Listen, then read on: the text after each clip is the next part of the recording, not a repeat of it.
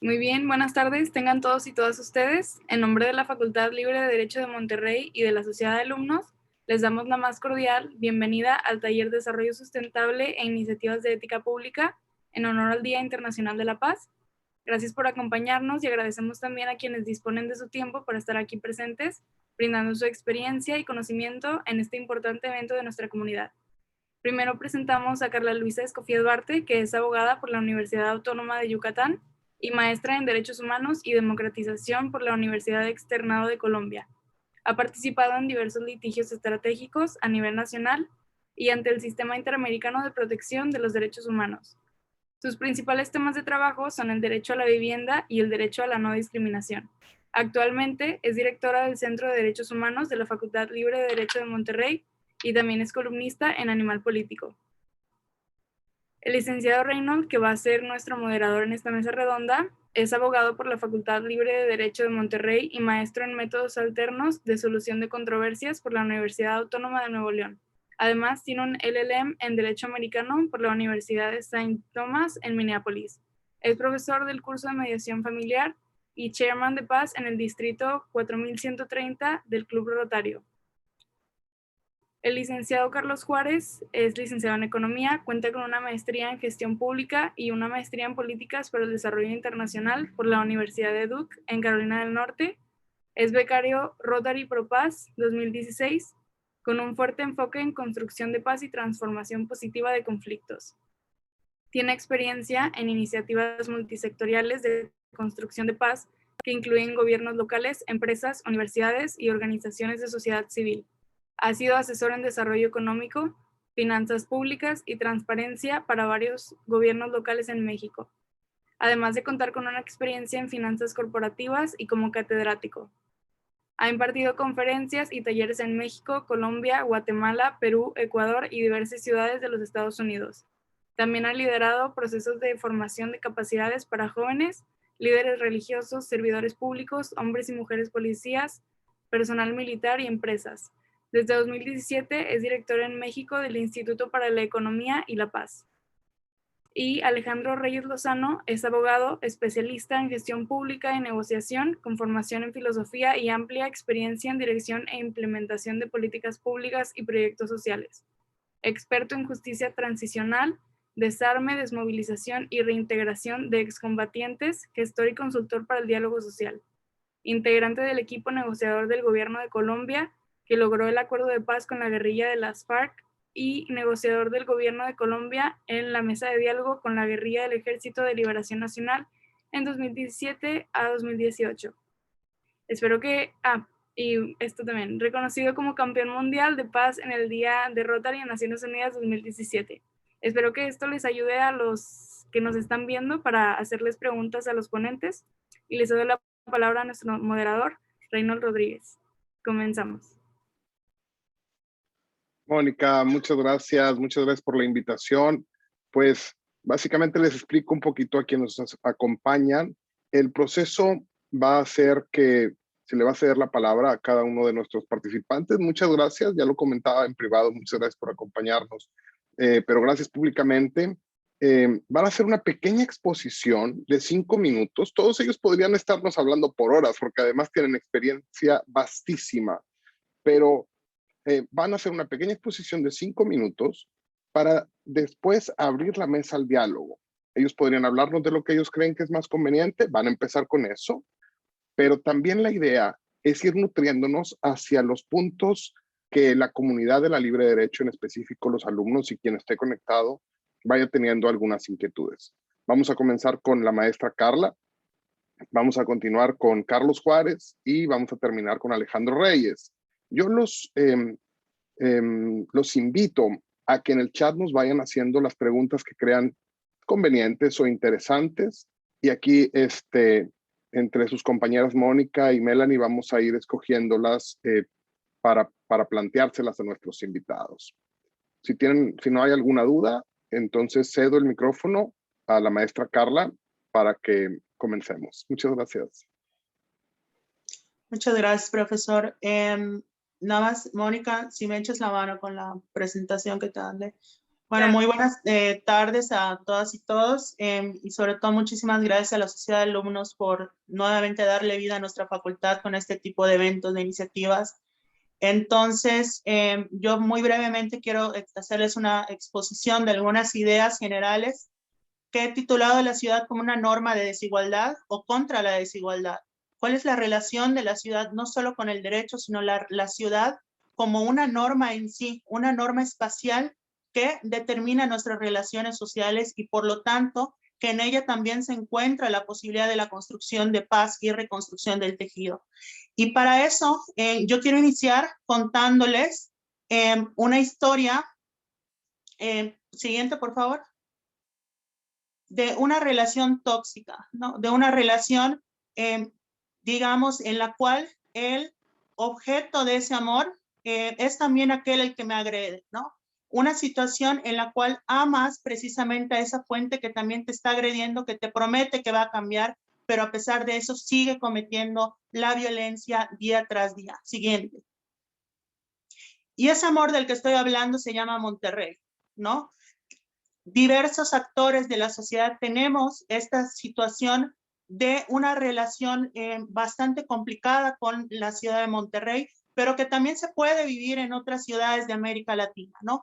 Nuestras ciudades son fuente de oportunidades, de esperanza, de construcción y de encuentro, pero también son fuentes de conflictividad, son fuentes de desigualdad y también son los escenarios en los cuales nos enfrentamos a grandes retos, donde a través de los espacios y las dinámicas del día a día vemos representadas esas desigualdades estructurales que hemos escuchado tanto entre hombres, mujeres, indígenas, no indígenas, migrantes nacionales, etcétera, etcétera. Siguiente, por favor. Porque no solo se trata que la ciudad tiene una normativa que puede ser cumplida o incumplida, la ciudad en sí misma es una norma. La ciudad a través de los espacios determina cuál es el lugar que cada sector de la sociedad tenemos, ¿no? O nos plantea situaciones en las cuales, por ejemplo, porque es aceptado no solo normativamente, no solo en la práctica desde el incumplimiento o cumplimiento de las normas, pero también socialmente, que ciertos sectores construyan en ciertas áreas, como pueden ser los cerros, pero no que otros sectores lo hagan. Siguiente, por favor. Esa ciudad que nos presenta como una normalidad del progreso y el desarrollo, y aquella pobreza y círculos de marginación y precariedad nos lo presenta como excepciones que amenazan a esa riqueza de la ciudad, cuando realmente ambas caras son, digamos, extremos del mismo fenómeno. Siguiente, por favor. Y esto es porque las ciudades son espacios físicos, pero también son los imaginarios que hacemos de ellos y las narrativas que imponemos sobre qué espacio le corresponde a cada quien.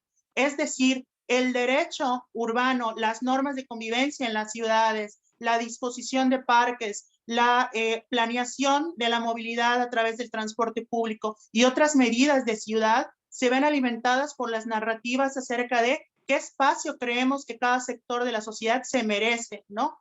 Y esto se reproduce principalmente en cuestiones de género. Siguiente. Por ejemplo, cuando vemos que la ciudad es hostil con las mujeres para la movilidad, sobre todo a altas horas en la noche, y que la disposición de los espacios no solo, digamos, no impide, sino que permite y facilita que hayan abusos y actos de violencia para las mujeres, sobre todo en ciertos espacios y a ciertas horas de la noche, es porque también esto se alimenta con la idea de que no es necesario transformar esto. ¿Por qué? Porque ¿qué hacía una mujer a esa hora? ¿Qué hacía en esa zona? ¿Qué hacía sola caminando por la noche? De tal manera que justificamos la violencia y al decidir no cambiarla, no atenderla y decir esto no es normal, esto no puede ser aceptado, es que de alguna manera la ciudad también está normalizando, no solo en el hecho de hacer algo normal y cotidiano, sino que está poniendo como norma que la vida de las mujeres sea pasar estos riesgos en la calle. Siguiente. O cuando las ciudades, por ejemplo, se predisponen para que la población trans solo pueda ocupar ciertos espacios y ciertas actividades laborales, excluyéndolas de otros espacios, es porque esos imaginarios nos dicen que el único lugar que puede tener una persona trans en las ciudades son en los lugares marginados, de noche y recluidos únicamente al trabajo sexual. ¿Por qué? Porque no está en los imaginarios de nuestras ciudades la posibilidad, por ejemplo, de que personas trans estén en una facultad o estén en la academia o estén en puestos públicos. Siguiente. O, por ejemplo, el hecho de que la ciudad se enfrenta a la imagen de mujeres indígenas debido a que irrumpen con esa idea del progreso, del desarrollo económico que ciudades como Monterrey presentan. Entonces son vistas como renglones torcidos o defectos en esa narrativa cuando realmente forman parte de esas dinámicas y que también en la situación en la cual se encuentran las mujeres indígenas en ciudades como Monterrey, se encuentran también las prioridades que deberíamos tener para la construcción de paz en nuestras ciudades. Siguiente. Las ciudades son entonces ese, digamos, espacio que amamos, pero que también, sobre todo las mujeres, desde nuestras distintas diversidades y especificidades, nos tienen de alguna manera encerradas, no dominadas a través de estos ciclos de violencia que vivimos en distintos espacios, en distintas formas y en distintas narrativas. Pero a diferencia de una relación tóxica que pudiésemos tener con una persona en concreto, esta relación con las ciudades tiene una carga de esperanza muy fuerte, porque yo verdaderamente creo que las ciudades pueden cambiar. Yo verdaderamente creo que Monterrey y otras ciudades de México y América Latina pueden pasar de ser esos espacios de dominación, de subyugación para grupos como las mujeres, a ser verdaderamente espacios democráticos de construcción de paz y que a partir de identificar cuáles son sus problemas y los retos, también podemos encontrar los nortes para ir construyendo desde el derecho, a partir del derecho, pero incluso de manera interdisciplinaria y a través de las narrativas que alimentan y justifican ese derecho. Siguiente, por favor. Y es por eso que creo que hay 3 objetivos del desarrollo sostenible que son de los que quería hablar a través de esta historia de mi relación tóxica, pero también muy amorosa y cargada de mucha esperanza con esta ciudad que me ha recibido, que es Monterrey, que son las ciudades y comunidades sostenibles, la igualdad de género y la reducción de las desigualdades. Y he elegido estos 3 puntos porque, siguiente, me parece que para abordar estos problemas tenemos que empezar también a hablar desde los derechos. Y uno de ellos es el derecho a la ciudad, que si bien todavía no se encuentra reconocido a nivel constitucional en, valga la redundancia, en la Constitución Federal, ni tampoco en la Constitución de Nuevo León, es un derecho que se puede derivar de otros artículos de tanto de la Constitución local como de la federal y que nos permite entender la ciudad como un derecho vivo, desde los espacios, desde la movilidad, desde nuestras relaciones vecinales. Entonces yo creo que la clave para poder entablar un debate en Monterrey, para que las ciudades sean también no solo un espacio de coordinación metropolitana, sino también un espacio de esa construcción de paz, es que la empecemos a pensar como un derecho, ¿no? Nuestro derecho humano a Monterrey. Siguiente. Y ya era todo. Muchísimas gracias. Maestra Carla, muchísimas gracias por tu participación. En unos minutos nos logras conmover y pues hacernos cuestionar de pues la toxicidad de este lugar que muchos amamos, pero que también muchos sufrimos y algunos más que otros en medio del proceso decía, oye, posiblemente yo he sido indiferente en algunos de estos puntos y desde esa perspectiva creo que tendría que hasta disculparme. Y me da, por otra parte, un gran honor, es un lujo ser parte de esta comunidad de la libre derecho que da la oportunidad de hablar y hablar claro y hablar fuerte y hablar y aceptar este tipo de cosas y corregirlas desde los chicos que van a estar en posiciones cada vez más importantes, ¿no? No lo tenía planteado desde el principio. ¿Pasamos a Carlos Juárez o hacemos preguntas con Carla? ¿Qué opinas, Moni? Yo pienso que estaría bien, o sea, empezar con las preguntas, ¿no? Que den su exposición y preguntas, pero si quieren que se acabe antes o tienen algún límite de tiempo, igual ya estaría bien que todos dieran su presentación y luego las preguntas. No sé Sí, cómo mejor que todo. Ok, voy a pasar con Carlos entonces y luego regresamos al final de cuentas estamos hablando sobre los mismos temas de desarrollo sustentable. Muy bien. Bueno, Sí. pues muchas gracias. Ahorita volvemos contigo seguramente y muchas gracias, Carlos. Adelante. Muchas gracias, Reynold. Gracias a todos ustedes por la invitación, a las personas con las que estoy compartiendo panel. Qué gusto y qué Qué interesante, ¿no? Esta primera presentación, lo agradezco. Bueno, siempre que cuando nos dicen 5 minutos, para mí es un gran reto para quienes nos gusta hablar mucho y de corrido. Siempre representa un buen reto, es un buen ejercicio para tratar de ser sintético y concreto. Pues me pidieron que centrara o que partiera de uno de los objetivos de desarrollo sostenible. Para mí, por obvias razones, trabajo para un instituto que analiza economía y paz. He estudiado el tema de servicio público, de gobernanza, de gobiernos, etcétera. Entonces, el objetivo 16 es naturalmente en el que yo me enfoco, aunque por supuesto que están todos relacionados. Algo sobre lo que yo quisiera llamar la atención muy brevemente es que cuando en 2015 se presentan estos 17 objetivos y sus metas, por primera vez, algo que no habíamos visto es que se habla del tema de la paz explícitamente. Y no solamente esto, creo que en el objetivo 16 es muy interesante porque se establece la relación entre paz, justicia, corrupción e instituciones. Tampoco, al menos desde mi conocimiento, yo no había visto que se tejieran estas interconexiones entre estos factores, y también se habla mucho de cómo los 17 objetivos están interconectados.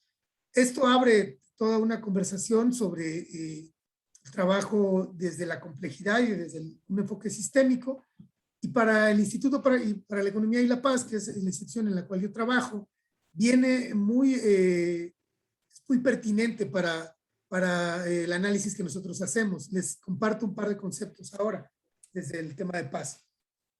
Hablamos de dos distinciones, dos conceptos de Johan Galtung, un sociólogo noruego, padre de los estudios de conflicto y de paz. Él habla de paz negativa y de paz positiva. Y menciona la paz negativa como la simple ausencia, bueno, no es nada simple, pregúntenos a México, sobre la ausencia, la mera ausencia de violencia directa. Cuando no hay homicidios, cuando no hay golpes, cuando no hay bullying, cuando no hay una víctima y un victimario y un daño directo, estamos frente a una paz negativa. Es una paz importante, no es una paz mala, es una paz muy deseable, se trata de que no nos maten básicamente, pero es negativa porque define la paz a partir de lo que la paz no es. Si piensan, siempre decimos mucho, queremos un México sin guerra, sin odio, sin muertos, sin homicidios, sin violencia, sin miedo, pero pocas veces nombramos qué es lo que sí queremos. Cuando empezamos a trazar horizontes hacia lo que sí queremos, no solo lo que aborrecemos, sino hacia dónde queremos dirigirnos, estamos hablando de la paz positiva.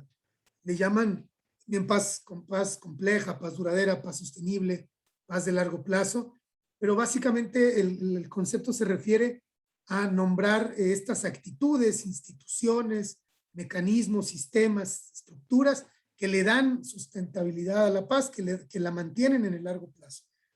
En el Instituto para la Economía y la Paz hemos desarrollado un marco conceptual, lo voy a mencionar muy rápido, ya si quieren profundizar en alguno de los 8 pilares que incluye este marco, podemos hacerlo más adelante, pero básicamente decimos que la paz tiene que ver en el largo plazo, la paz positiva, con gobiernos que funcionan bien, con una distribución más justa y equitativa de los recursos de todo tipo, con la libertad de expresión, con la capacidad de tener voz y agencia de todas y de todos, con las buenas relaciones entre vecinos, la forma en que se establecen relaciones de confianza, de colaboración entre las personas que comparten comunidad, altos niveles de capital humano, pues una sociedad, un pueblo enfermo, malnutrido, ignorante, no puede mirar a largo plazo, está buscando sobrevivir en el corto plazo, garantizar mínimos para todas y para todas las personas, para todos los que habitan en una comunidad es importante, el respeto y aceptación del derecho, de los derechos de los demás, de los derechos humanos, el reconocimiento del otro como alguien que merece y tiene derecho a todos los satisfactores y a todas las condiciones dignas de vida que yo también tengo derecho. Bajos niveles de corrupción, han ustedes destacado el tema de la ética, yo le quitaría lo público y lo dejaría en ética en todos los ámbitos, nos urgen elevar los estándares éticos en todos los ámbitos y niveles. Finalmente, la participación del sector privado en los temas públicos, con cierta responsabilidad, con cierto liderazgo, y también las reglas claras a nivel económico para quienes quieran participar de la economía, para quienes quieran desarrollarse. No creo que sea novedad estos 8 factores, los tienen ustedes también muy claros. Quizás lo que sí es más novedoso, y ya con esto concluyo, es la idea de que estos 8 factores están interconectados. No pueden suceder de manera aislada, sino que se tejen una serie de interacciones y de interconexiones que van retroalimentando mutuamente a los 8 factores. Cuando miramos en conjunto estos 8 elementos, nos damos cuenta que estamos frente a una medida de resiliencia social. Esto significa que las sociedades, países, ciudades que suelen tener estos 8 factores más balanceados y más fuertes, son también las sociedades que resisten mejor las crisis, que se recuperan más pronto de una crisis. Solo basta comparar Monterrey con mi tierra natal, Acapulco, por ejemplo, y ver cómo se han recuperado de las crisis de violencia que han vivido en los últimos años, o cómo Acapulco no se ha recuperado. Y entonces esto nos habla de una resiliencia, sea una crisis de violencia criminal, sea un desastre natural, sea una pandemia, por ejemplo. Y este enfoque también yo he visto y lo hemos visto utilizarse como una agenda de política pública, como un mapa de actores, ya que les ponemos nombre propio en un contexto específico a estos 8 pilares, donde todos y cada uno de los actores sociales están convocados. Los medios de comunicación, las universidades, los gobiernos a todos niveles y todos los órdenes y ámbitos, las familias, las iglesias, quienes participan en cualquier dinámica en una sociedad están retratados aquí y están convocados a construir la paz. Con esto concluyo y más adelante analizaremos algunas de estas conexiones. Muchas gracias. Maestro Carlos, muchísimas gracias por tu participación. Para mí, pues es bastante manejable los conceptos de paz negativa, paz positiva, pero sin embargo, para nuestro auditorio, muchas veces cuando pensamos en paz, básicamente lo primero que pensamos es en paz negativa, en levantar más la barda, en tener más armas, en tener más policía. Y la realidad es que por ahí no necesariamente es como se puede construir trascendentalmente una sociedad. Ahorita volvemos a eso y me parece que lo vamos a conectar de manera muy conveniente con lo que nos planteó la maestra Carlos. Alejandro, maestro Carlos, maestro Alejandro, el micrófono es tuyo. Adelante. Bueno, pues sea lo primero dar un saludo especial a todos los asistentes desde Bogotá, Colombia, y un agradecimiento especial a nuestro licenciado y amigo Reynold Rodríguez, que desde la Facultad Libre de Derecho de Monterrey nos extendió esta invitación, entendida como un encuentro entre colegas, entre jóvenes estudiantes de Derecho y ya personas licenciadas, con un marco general que es el desarrollo sustentable o los objetivos de desarrollo sustentable, y en conmemoración al Día Internacional de la Paz.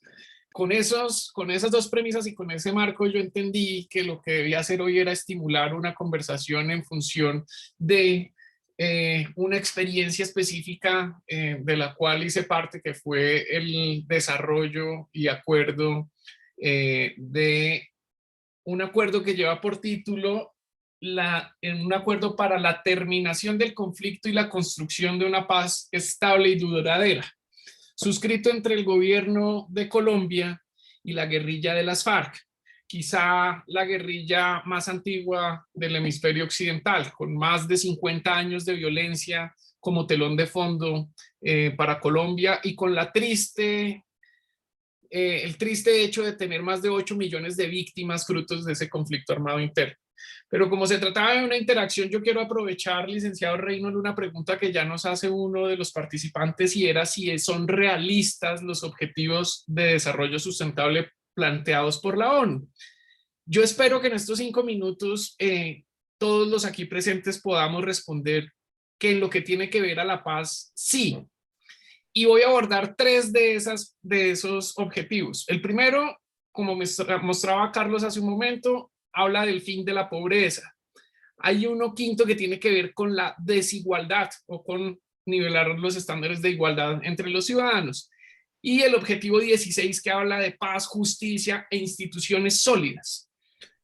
Mi hipótesis para la discusión de todos es que sí son realistas, que se puede hacer y que es función de nosotros como abogados, de nosotros como agentes sociales de cambio, hacer que se consigan.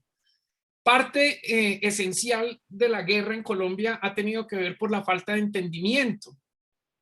Esa fue una de las premisas con las que la guerrilla de las FARC decía: nuestro objetivo estratégico es la toma del poder. ¿Para qué? Para hacer unas cosas en las que ellos se sentían la vocería de un pueblo. Y para eso existía la mezcla de las armas con las ideas. En un resumen breve, al que me obligan 5 minutos de intervención, parte objetiva de ese acuerdo fue sacar las armas, sacar la violencia de un posible entendimiento como sociedad. Y en eso los abogados teníamos una responsabilidad grandísima a la hora de poder desarrollar ese acuerdo que se hizo realidad tras 5 años de negociación, ¿cierto? Y que fue posible teniendo como eje central de la conversación las 8 millones de víctimas que había generado el conflicto armado interno en Colombia. Y lo repito en letra mayúscula, porque en Colombia, así como hoy en día en el mundo, fruto del COVID, las cifras se vuelven un dato más. 8 millones de víctimas, estimados colegas. Eso era inadmisible y es inadmisible para cualquier sociedad. Por eso nos dimos a la tarea de tratar de sacar adelante ese acuerdo. ¿Y cómo lo hicimos? ¿Cómo lo hicimos?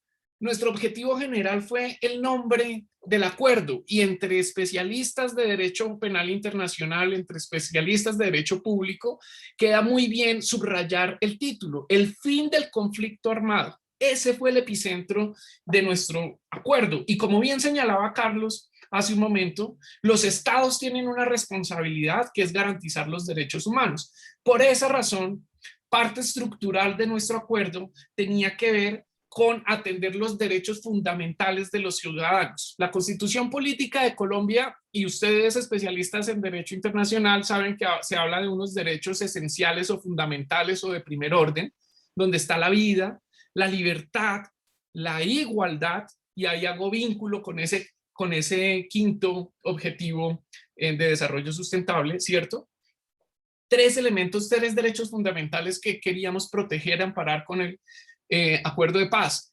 Y no sé si esto representa una novedad, ustedes me dirán, pero en nuestra constitución política, refrendada y pactada en 1991, la paz hace parte de ese ciclo esencial de derechos fundamentales.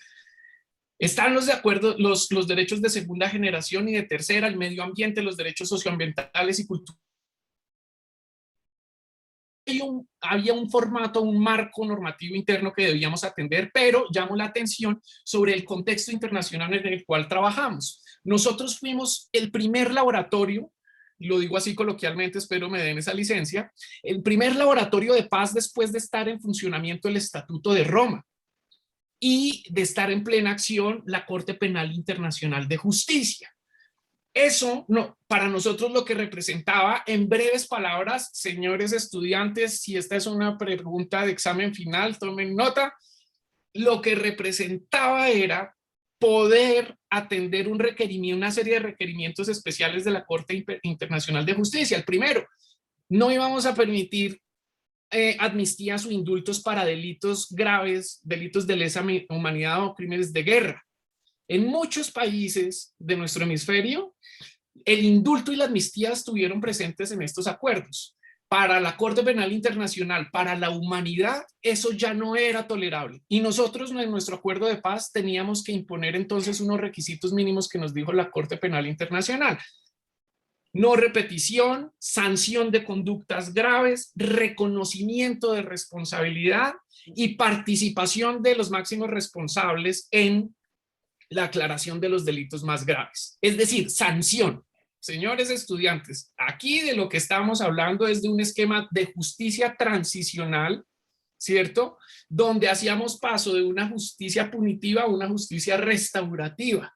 Y ahí el reto para nosotros fue mayúsculo, porque para cumplir con esos estándares tuvimos que, y Colombia lleva más de 15 años trabajando en ello, desarrollar un sofisticado sistema integral que tenía como eje las víctimas, o que tiene como eje la satisfacción de los derechos de las víctimas, pero que además está articulado por 5 instrumentos que tienen que ver con un sistema de verdad, justicia, reparación y garantías de no repetición. En muy breves palabras, esos cinco ejes, esas 5 herramientas son mecanismos judiciales y extrajudiciales que tienen como fin, ya lo hemos dicho, ponerle fin a perdón la redundancia, ponerle fin al conflicto armado y garantizar los derechos de las víctimas para que la gente rinda cuentas por lo que ha ocurrido, para garantizar la seguridad jurídica de quienes participan en este proceso, y aquí lo digo sin ambajes, poder negociar, poder plantear buscar una solución tranquila al conflicto frente a unos actores ilegales armados poderosos. No podía tener como contrapartida decir, señores, abandonen las armas, regresen a las ciudades y vayan a las cárceles. Estoy tratando de resumir lo que no podía ocurrir.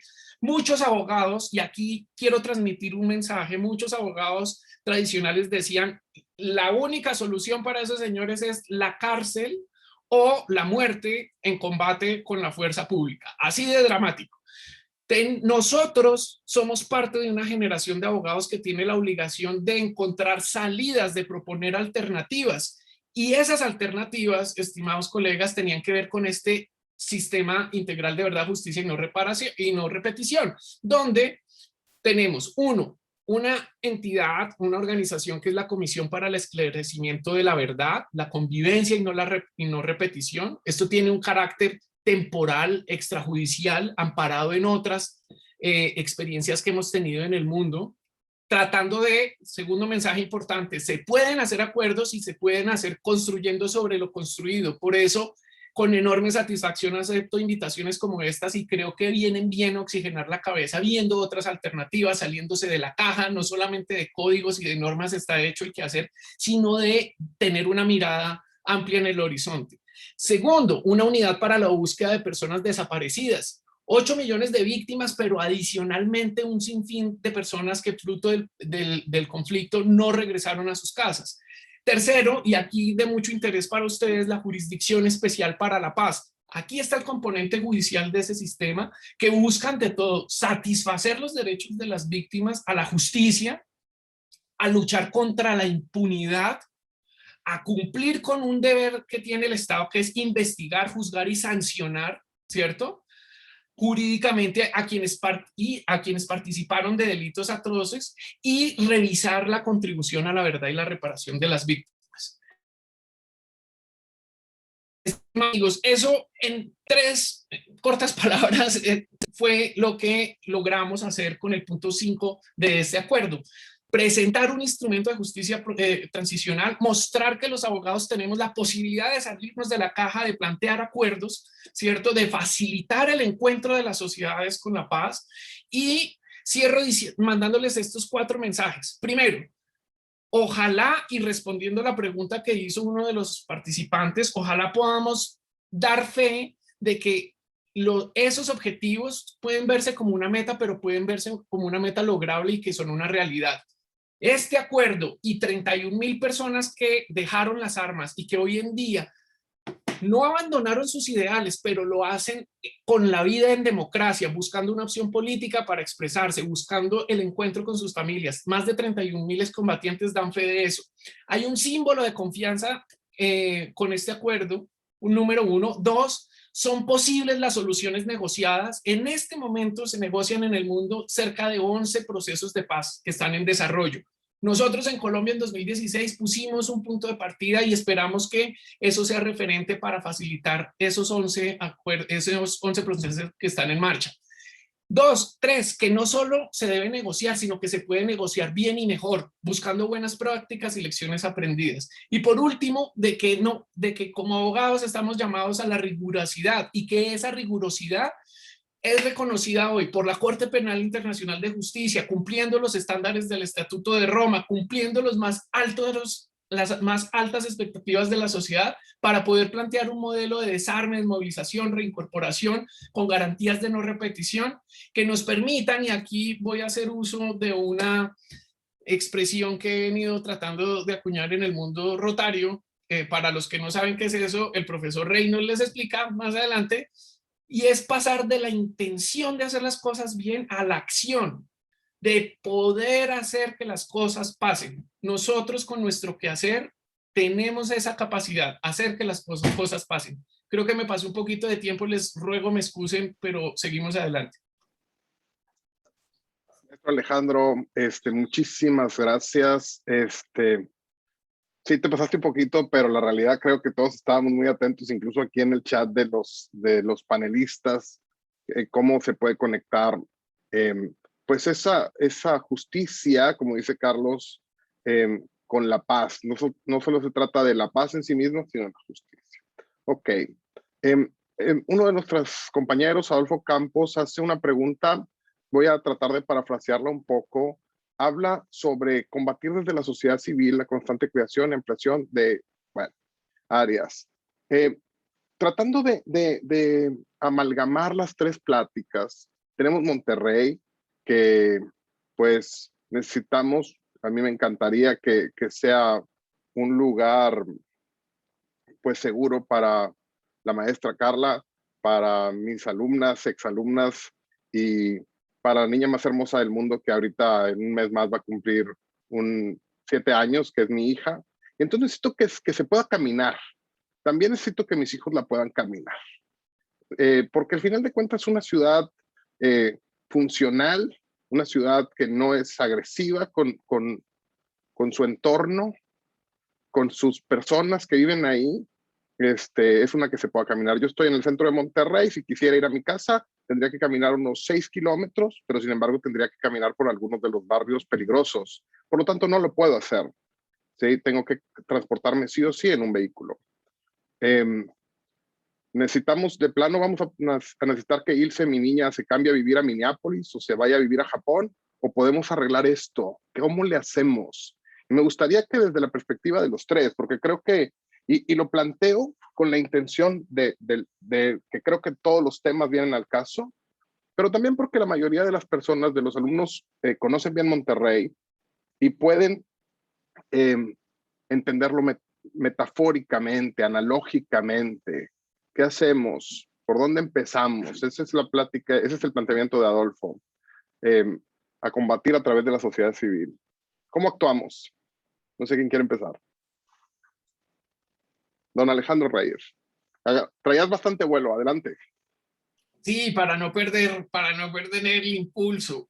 Miren, el quinto de esos objetivos habla de la igualdad o de establecer mecanismos concretos para romper la desigualdad. El acuerdo que mencioné hace un rato tiene un punto relacionado justamente con la intención de nivelar la calidad de vida de los ciudadanos y romper la profunda desigualdad que hay entre la vida en la ruralidad y la vida en las ciudades.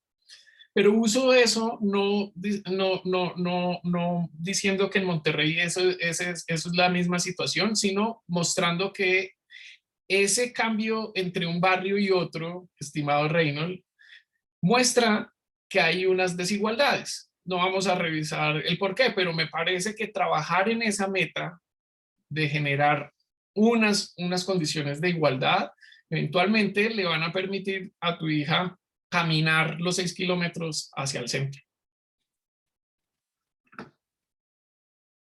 De la misma que fue la parte de nuestras metas de rompamos las diferencias que hay entre el urbano, lo rural, demos condiciones de vida dignas para todos los ciudadanos. Ahí voy. Sí, muchas gracias. Dejar de alimentar esa indiferencia posiblemente, ¿verdad? Por la que me disculpaba con la maestra Carlos. Carlos, adelante. Gracias. Pues para abonar a esta respuesta de Alejandro, yo lo que diría es que primero hay que darnos cuenta o reconocer que las violencias directas de las que nos hablaba Carla, por ejemplo, contra las mujeres, contra ciertos grupos que terminan estando en vulnerabilidades en diferentes contextos, no porque naturalmente sean vulnerables, sino por el contexto. Estas violencias directas no surgen espontáneamente. Si bien las violencias directas son las que son visibles, y estoy hablando de de lo que nos preocupa, que es la seguridad pública, de la violencia directa, de los homicidios, de la inseguridad, de esto que habla Reynolds acerca de que nuestros hijos estén seguros.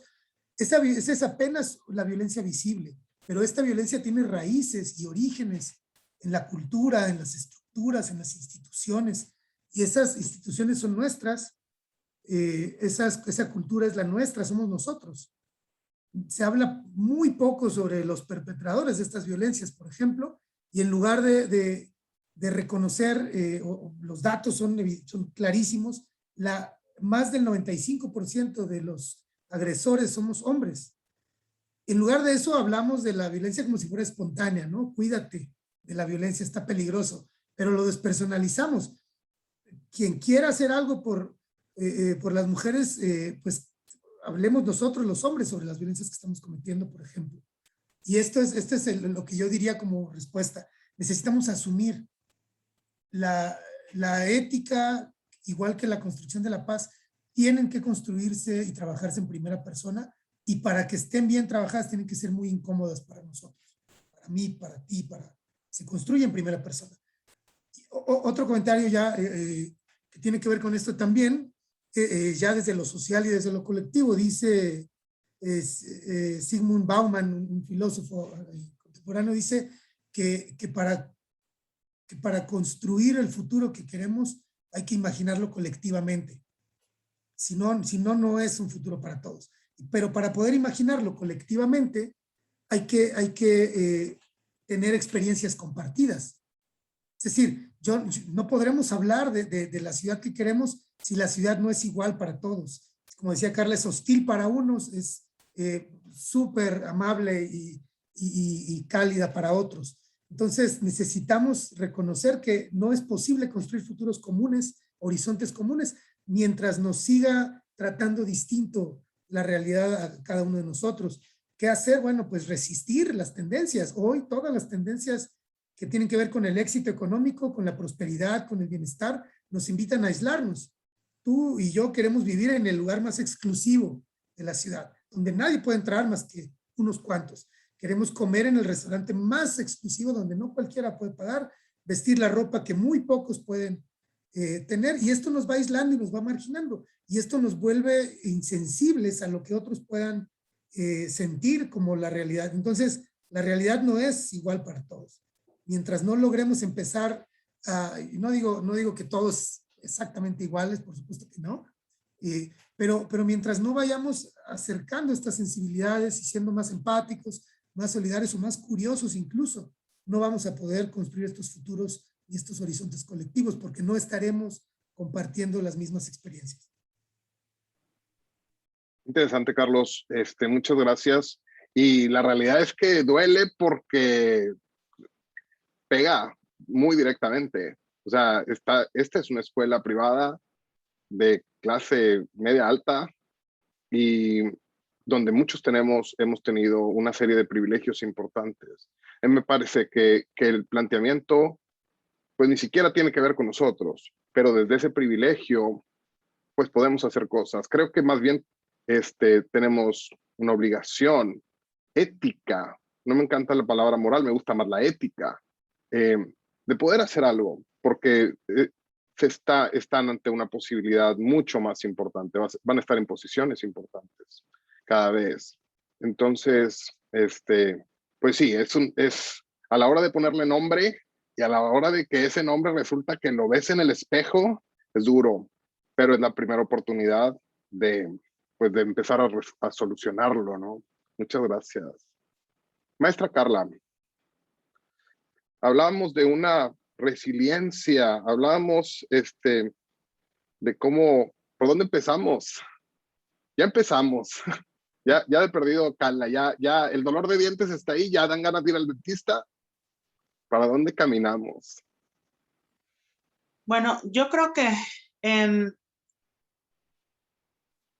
la respuesta está mucho en lo que nos contaba el profesor Alejandro Reyes. Yo le tengo mucho cariño a su país, viví allá un tiempo, y una de las cosas que más me llevé de Colombia, además de las clases y el aprendizaje, fue justo ese aprendizaje del proceso de paz. Me tocó justo estudiar mientras estaba en el plebiscito, mientras estaban las marchas, mientras estaban todas estas discusiones de contexto. Y Colombia yo siento que es un país que se parece mucho a México. En las cosas en las que se parece son muy distintas. Es una cosa como muy, digamos, paradigmática, ¿no? Las cosas que se parecen terminan siendo muy distintas. No se trata de hacer trasplantes quirúrgicos y repetir lo que hicieron los colombianos, pero creo que hay algo que podemos aprender mucho de la gente de Colombia, y es que el colombiano como el mexicano se queja mucho, pero creo que los colombianos se quejan mejor, porque los colombianos han aprendido a creer en los procesos. Con justa razón en México queremos que la hora sea ya, y es entendible, ¿no? Frente a tanto dolor, tantas preocupaciones, deseamos eso. El camino en Colombia no ha sido fácil, también ha sido a base del ensayo-error. Este proceso del paz del que nos comentaba el profesor, pues es uno, pero habían otros procesos que se hicieron previamente con sus luces y bemoles en los 90s, posteriormente con la desmovilización de los paramilitares, etcétera. Pero lo que vemos es que justo en los momentos en los cuales el derecho más le había fallado a la sociedad colombiana, la juventud apostó por el derecho, ¿no? Por retomar ese derecho para que transforme la sociedad. En el momento en que la clase política había abandonado por completo a la sociedad colombiana, es cuando los jóvenes le apostaron más a la actividad política, ¿no? Entonces vemos cómo apostaron por los procesos a largo plazo.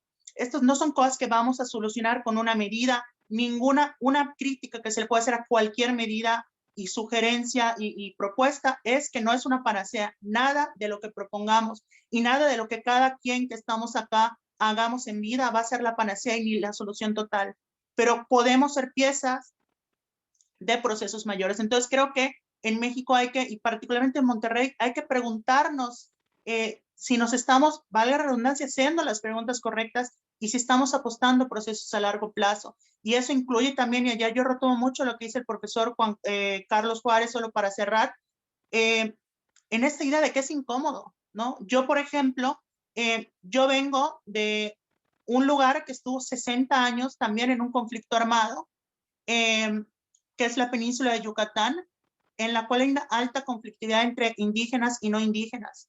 Y una de las cosas más dolorosas para mí fue reconocer que ascendientes míos en mi familia eran personas esclavistas y que muchos de los privilegios que yo tuve fueron gracias a esa explotación de mayas. ¿Significa que esto lo voy a tomar desde una culpa, digamos, religiosa, de yo por mi culpa y me voy a dar unos latigazos? No, no se trata de culpas, ¿no? Ni siquiera de culpar a mis ancestros o a mi bisabuelo que tuvo esclavos mayas, sino de la responsabilidad, ¿no? Más desde esta lógica de yo me he servido de esto, yo tengo estos privilegios, no me voy a dar de latigazos, pero cómo lo transformo en una responsabilidad para pensar qué hago yo para que eso que viví no sea un privilegio, sino que sea un derecho y que sea la forma en la que nos relacionamos en Monterrey, en Nuevo York, en México, en América Latina, ¿no?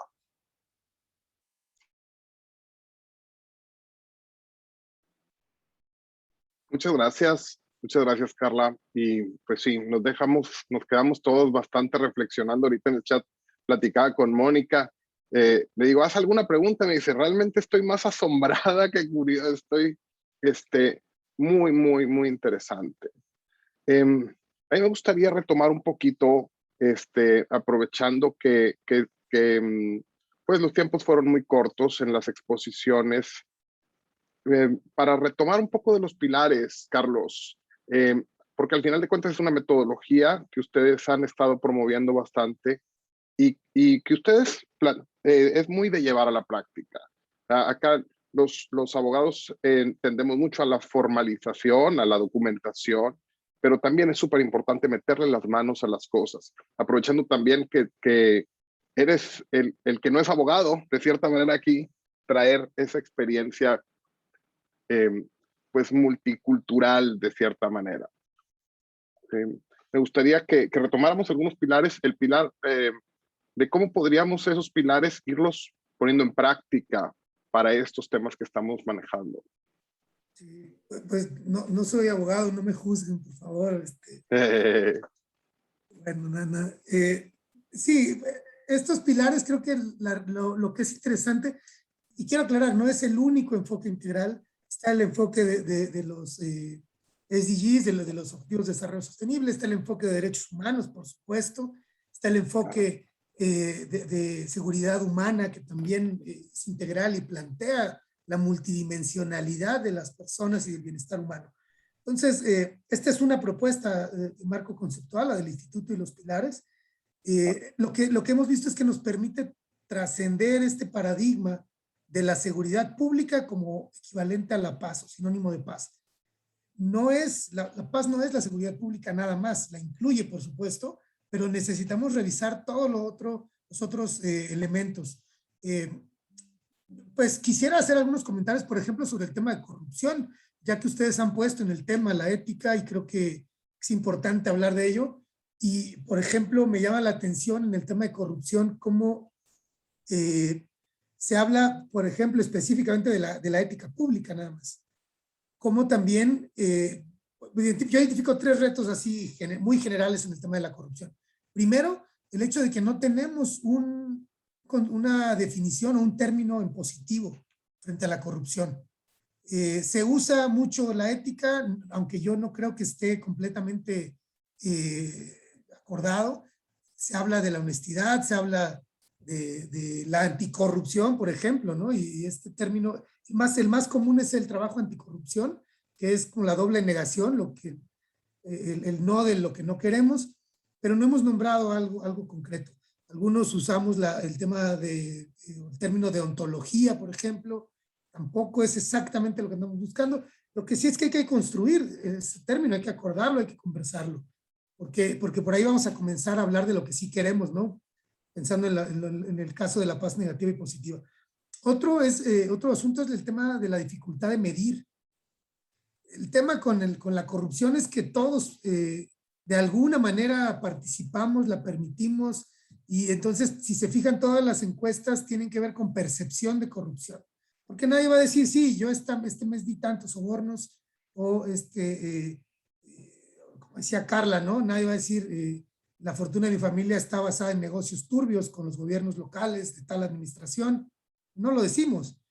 O yo me beneficié, guardé silencio cuando fui testigo de esto, de aquello. Todos tenemos alguna participación mayor, menor, en la que somos corruptos. Y no me refiero solamente a sobornos y a casos graves de corrupción, sino corrupción es aceptar un trabajo para el cual no estás plenamente preparado. Corrupción es desviar de su naturaleza diversos fenómenos o diversas prácticas. Entonces, la necesidad de definirla, de identificar cómo medir esta corrupción tiene mucho que ver con que nadie quiere reconocer la corrupción propia. Y la ética nos tiene que llevar a reconocer a estas prácticas, a correr algunos riesgos. Habría que buscar también cómo medir esta percepción, la corrupción más allá de la percepción. Y finalmente, creo que cuando trabajamos el tema de corrupción estamos, en el mundo me refiero, en el tema de políticas públicas y estrategias, estamos demasiado concentrados, o yo diría completamente concentrados, en los enfoques punitivos y en los enfoques legalistas, por decirlo de alguna manera. No toda la corrupción, no todo el trabajo con la corrupción tiene que ver con lo legal, no todo tiene que ver tampoco con castigar directamente, porque cuando estamos enfocados en el tema, en el enfoque punitivista, estamos solamente enfocados en el momento de la corrupción. ¿Qué hace? Perdón, incluso en el momento posterior al acto de corrupción. ¿Qué hacemos con los corruptos? Pero necesitamos enfocarnos o mirar desde enfoques más preventivos. Es decir, cómo generamos condiciones que fomenten más la ética o que generen incentivos para decisiones más éticas, menos egoístas, que vayan reduciendo o inhibiendo la corrupción. ¿Cómo prevenimos? ¿Cómo mejoramos? ¿Cómo miramos quiénes están ausentes cuando sucede la corrupción? Y en este sentido, pues, la pregunta para mí en el tema de corrupción, este pilar es cómo pasamos de una mirada que privilegia lo individual y el corto plazo, transitamos hacia una perspectiva que privilegia lo colectivo y el largo plazo. Por ahí creo que tendríamos que tener algunas conversaciones. Muchas gracias. Qué interesante, Carlos. Muchas gracias. Me hiciste recordar un semestre, una clase de filosofía que llevé hace muchos años en donde estuvimos prácticamente platicando todo el semestre sobre qué era y qué no era la justicia, y pues como se podría esperar no llegamos a nada, ¿verdad? No llegamos a nada concreto, pero sí llegamos a que es un horizonte hacia dónde caminar. Y eso deberíamos de tenerlo claro en el planteamiento ético y en el planteamiento anticorrupción, que acá es incluso más complejo porque ni siquiera gente como tú o como los panelistas y como nuestros invitados que están viéndonos, que somos interesados en el tema y no tenemos una imagen mental clara y cómo puedes caminar hacia algo que no queda claro. Entonces, bueno, este tipo de pláticas nos ayudan al menos a evidenciar, ¿no? Y a ir conformando este tipo de conceptos de claridad, de hacia dónde caminar. Y a lo mejor nunca vamos a poder llegar a esa justicia o esa ética total. O sea, no hay un llegamos, pero sí hay un avanzamos. Y ahí es donde las métricas y personas que, como tú, que están mucho más enfocados también en medir, pueden ser sumamente valiosos. Pues tenemos todavía un rato para platicar. Aquí está programado que pudiéramos estar a lo mejor unos 15 o 20 minutos más. No sé si quieran abordar algún otro tema que crean que sea conveniente platicar ante estos actores que son pues nuestros alumnos de la Facultad Libre de Derecho, sabiendo más o menos que están comenzando en sus carreras profesionales, pero bueno, eventualmente van a estar en posiciones en las que podrían tomar decisiones muy importantes y trascendentales en relación a esto. Alejandro, Carla.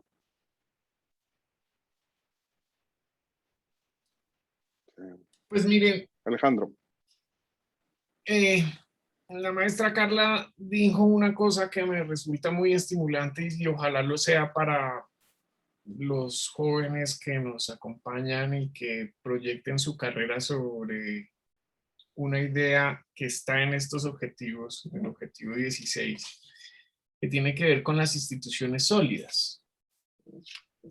Hacer que las instituciones tengan credibilidad en los ciudadanos, hacer que las instituciones honren el objetivo para el que son creadas, tiene que ver con el buen desempeño y la perspectiva de largo plazo que nosotros tracemos en nuestro día a día. Compartimos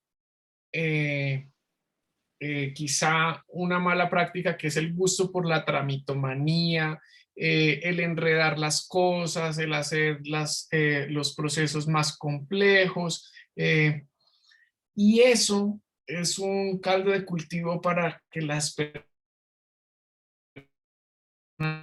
pierdan la credibilidad. El poder hacerlo mejor, el poder hacerlo más expedito, el poder hacer que se cumplan los procesos para los que están pensados las instituciones, y en eso, en la experiencia que les narré hace un rato, el tener organizaciones novedosas como un sistema especial para paz, un sistema que busca contribución a la verdad. En principio pensamos que podía ser un estándar muy alto o pretensiones muy ambiciosas. Pero ¿de qué sino de ser ambiciosos y el tratar de plantear mejor las cosas se trata?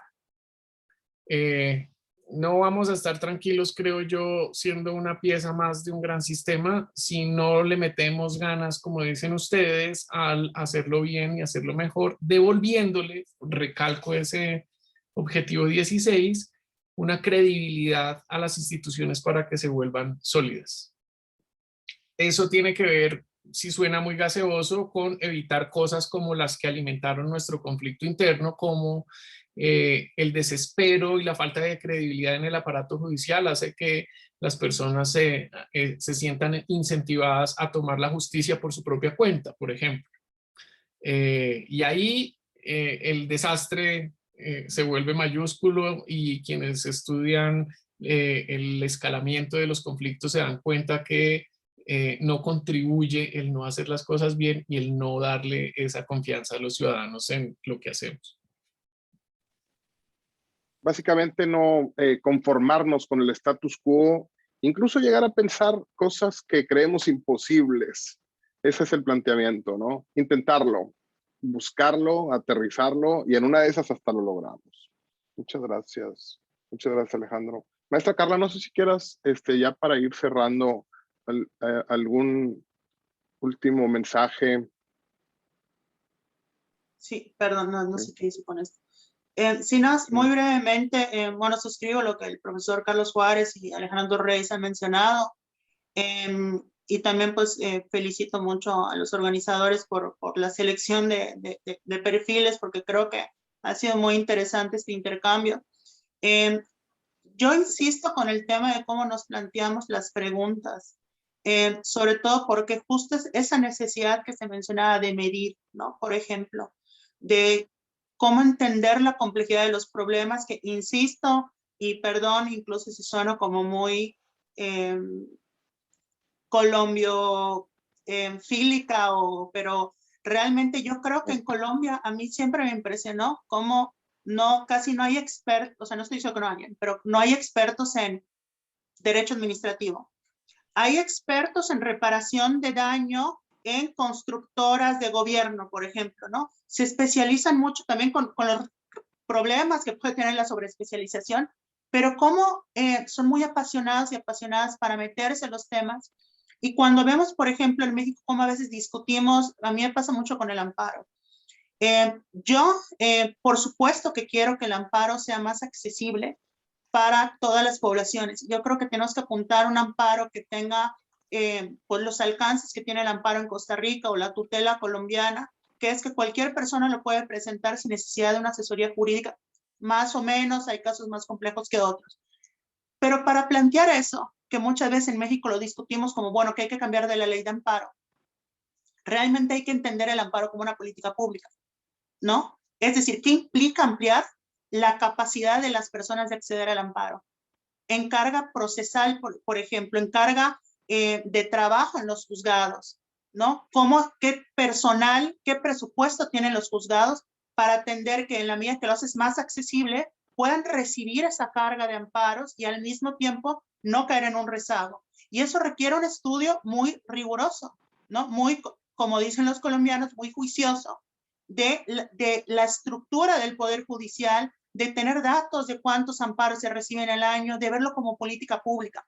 Y creo que en el derecho, preguntaban por ahí, ¿qué hacer como nuevas generaciones? Pensar distinto el derecho, ¿no? O sea, el derecho no lo van a encontrar en los códigos nada más.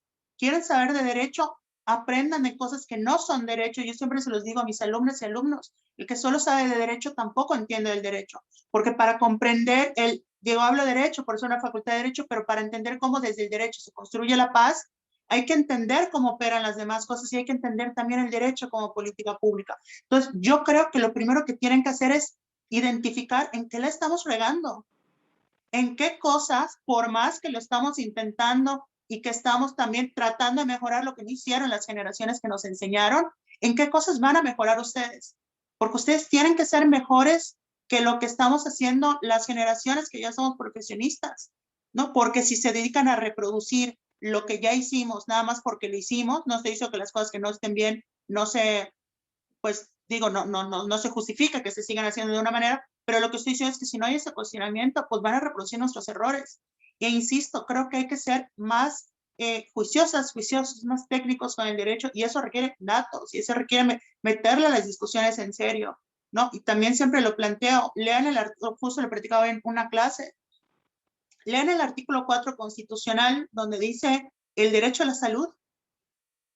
No dice nada, el leerlo no nos ayuda a resolver si un cambio del esquema de medicamentos de VIH en el Instituto Mexicano del Seguro Social viola o no el derecho a la salud.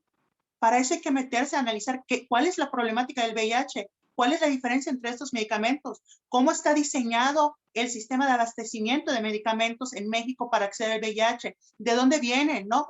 Todo ese tipo de preguntas que requiere que le metamos a las discusiones en serio, que no seamos peregrinas y peregrinos de temas, sino que realmente tomemos una causa, un tema que digamos, yo quiero ser la abogada, el abogado, que realmente le meta a este tema, ¿no? Y que construya una propuesta a lo largo de su carrera de cómo debe ser eso. Y esto lo pueden hacer desde el sector en el que se quieran encontrar, si en la academia, si en el sector público, en el litigio e incluso en la iniciativa privada en corporativo, tienen esa responsabilidad, ¿no? Incluso hasta en un litigio, ya con esto cierro, incluso hasta en los litigios a veces no tenemos esta mentalidad de cómo construir a largo plazo, porque pensamos en cómo ganar el juicio, pero nunca pensamos cuál es el precedente que estamos generando, ¿no? Porque eso, si logramos ganar, va a quedar un precedente que va a quedar como norma en nuestro sistema jurídico y hay que ser responsables también frente a eso. ¿Esto solo porque me va a dar el gane es lo ideal? ¿O realmente va a ser un precedente que puede generar situaciones peligrosas a futuro? Entonces, son algunas reflexiones, pero básicamente que nos escuchen, aprendan lo que puedan aprender de nosotras y nosotros, pero que nos critiquen mucho y que por supuesto tienen que ser mejores. Muchas gracias, Carla. La realidad es que pues me pones la piel chinita, me hace mucho bien escucharte, aunque a veces duele. Y sí, pues hay mucho por qué trabajar. Muchas gracias. Melanie, ¿algo quieres comentar? Sí, licenciado, igual estoy casi temblando con lo que comentaba Carla, al igual que Alejandro y Carlos, qué increíble plática.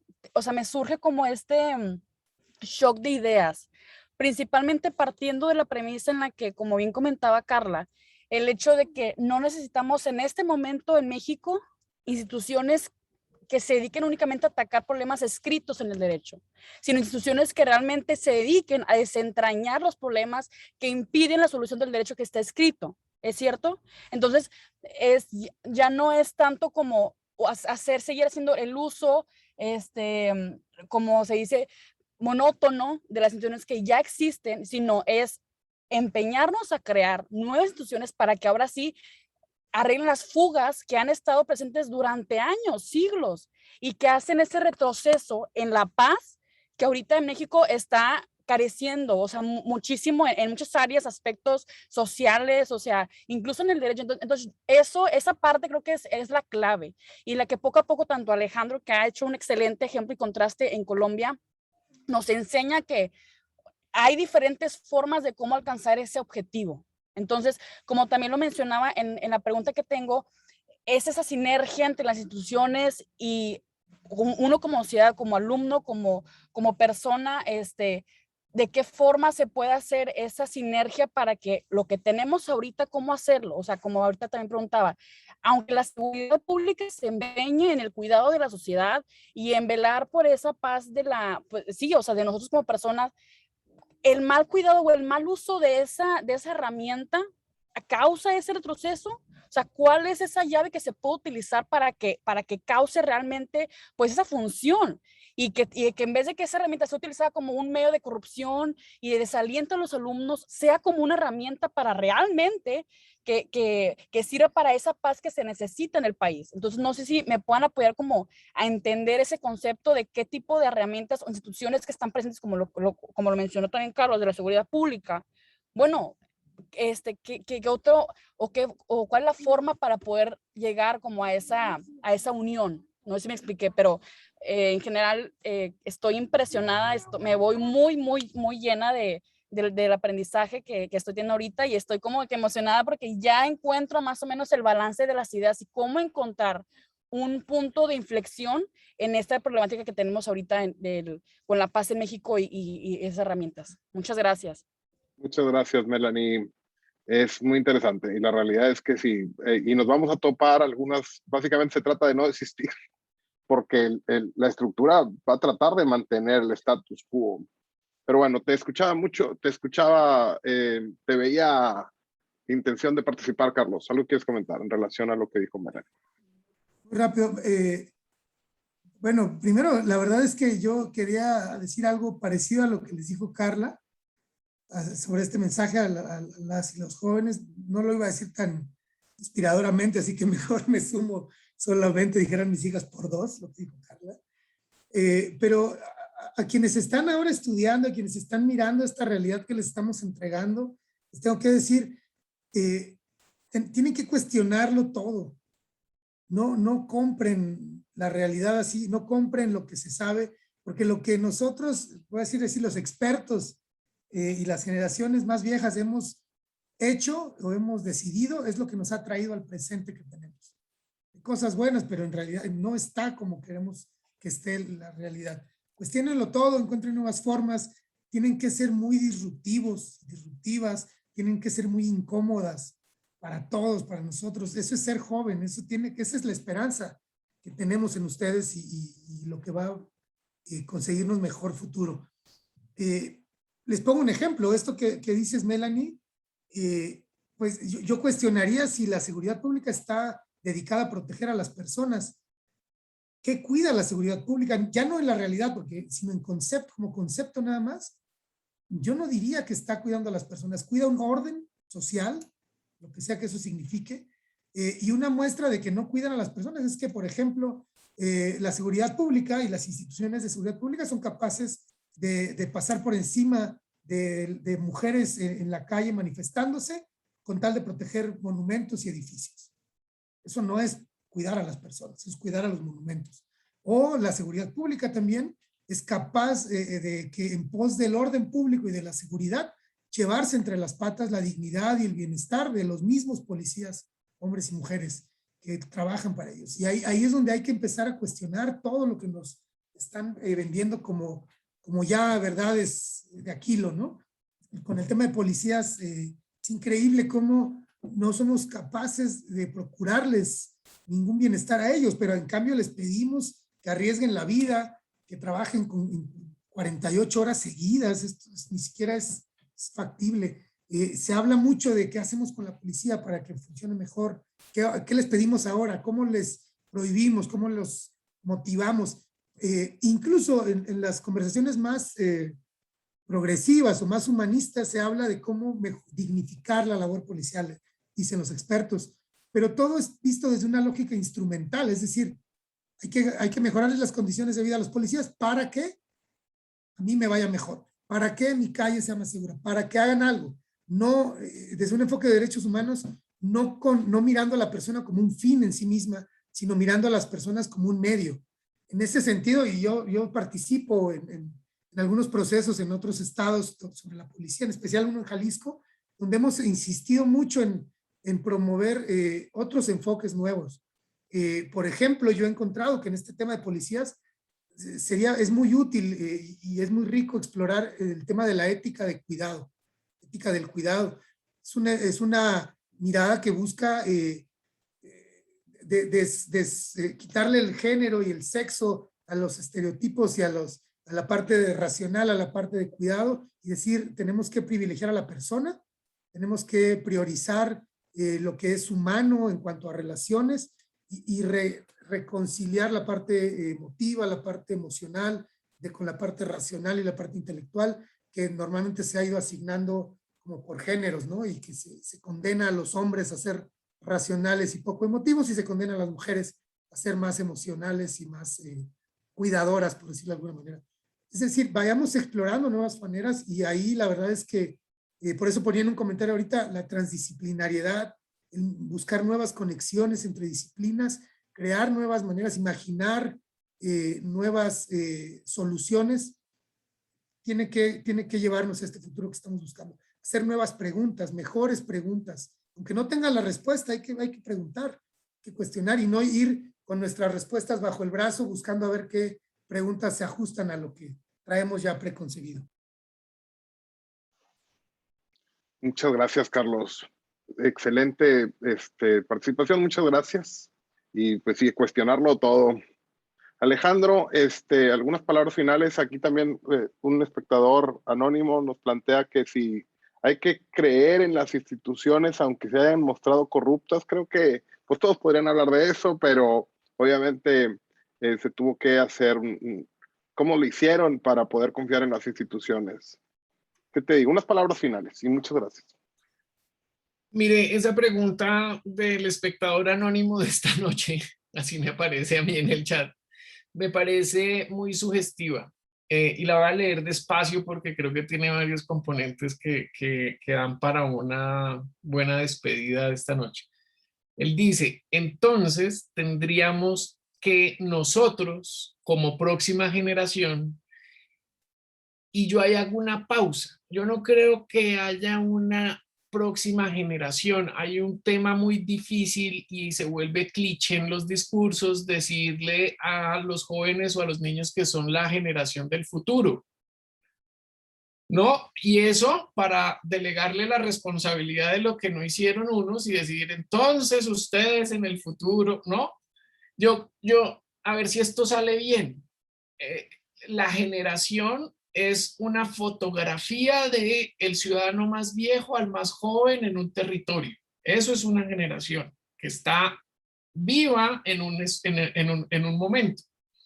Entonces, estimado Anónimo, yo no creo que usted esté en lo próximo, usted está en el presente, ¿cierto? Usted y todos los que estamos aquí estamos en el presente y tenemos, cada uno aporta desde lo que su experiencia, desde lo que su quehacer le permite, pero eso, si todos nos concentramos en hacer lo que hacemos bien, vamos generando un cambio, ¿no?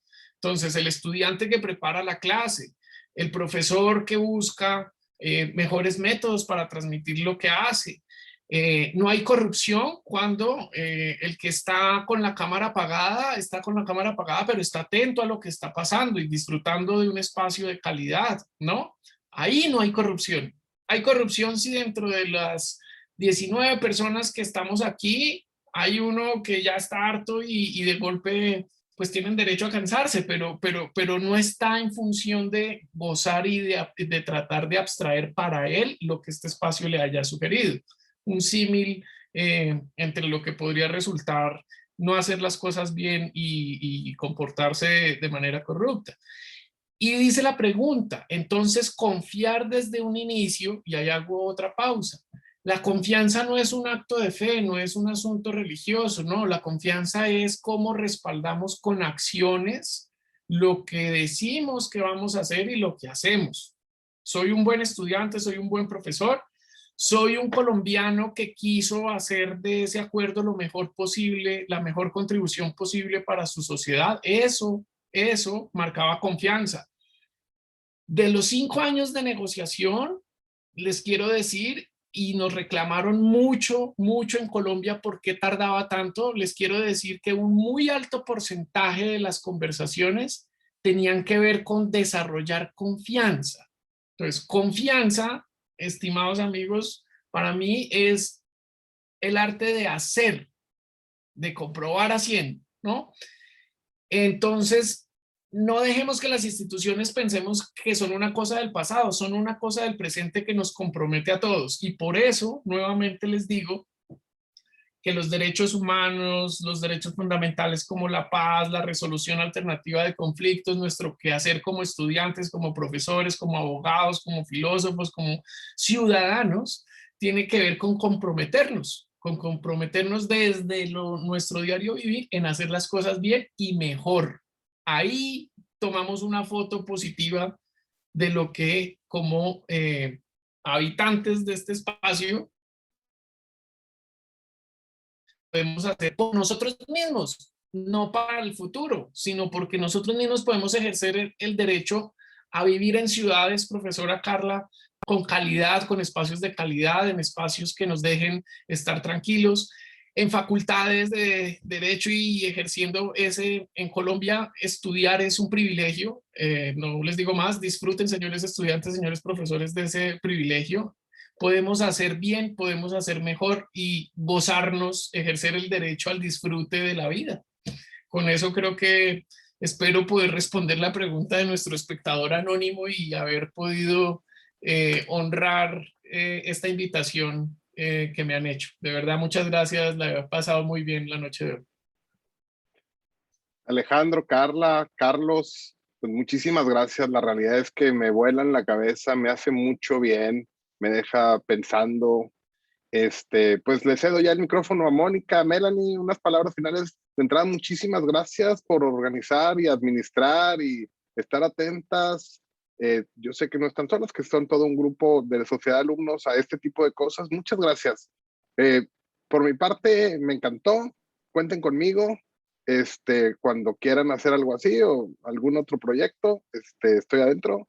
Y pues pienso que vamos a tener que invitar más a Carla y a Carlos y a Alejandro porque pues les quedó mucha cuerda y aquí hay muchas cosas importantes que se tienen que seguir tocando.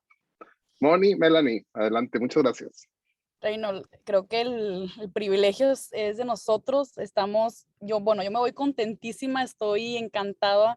Alejandro, Carla, Carlos, qué increíble plática dieron. Yo creo, como bien dices, Reynold, falta tiempo porque son temas que son tan profundos y que realmente se necesita, o sea, que vaya, sacar más preguntas y, oye, ¿qué pasa con...? O sea, son muchos términos que, como hay una variedad de alumnos, tal vez pues falta más como que abundar y pues por lo mismo que de la falta de tiempo, pero de parte de la mesa de la sociedad de alumnos, de parte estamos agradecidísimos por el tiempo, por la plática y por la forma en la que abundaron los temas. Estuvo bien interesante. A mí me captó mucho la atención. Todo el tiempo estuvo como que, wow, qué falta y qué sigue. O sea, cómo lo van desmembrando cada cosa. Es impresionante. Entonces, felicidades. Gracias por estar en este tiempo con nosotros. Y les deseamos el mejor de los éxitos en lo que quiera que hagan. Y pues bueno, Mónica, te cedo la palabra para que puedas dar ahora sí el cierre oficial. Estamos al pendiente y son bienvenidos a cualquier plática y conferencia. La Libre es su casa y estamos ansiosos de que algún día podamos tener este tipo de conversatorios de forma presencial. Entonces, un abrazo a cada uno de ustedes y pues les deseo una excelente semana. Adelante, Moni. Sí, pues como ya dijeron el licenciado Reynold y Melanie, también estoy contentísima con todo lo que hoy expusieron y espero que podamos seguir platicando de esto en eventos futuros. Y pues muchas gracias por todo su tiempo y por compartirnos su conocimiento el día de hoy. Igual, sí, la piel chinita con todo lo que dijeron. Y pues para cerrar, muchas gracias a todos los que nos estuvieron viendo hoy, a los ponentes, a nuestro moderador. Y espero que tengan muy buena noche y pues muy buena semana y sigan pues teniendo mucho éxito, así con todos los trabajos que dijeron y que ya pues compartimos aquí hoy. Muchas gracias. Bonita noche. Gracias, que sigan.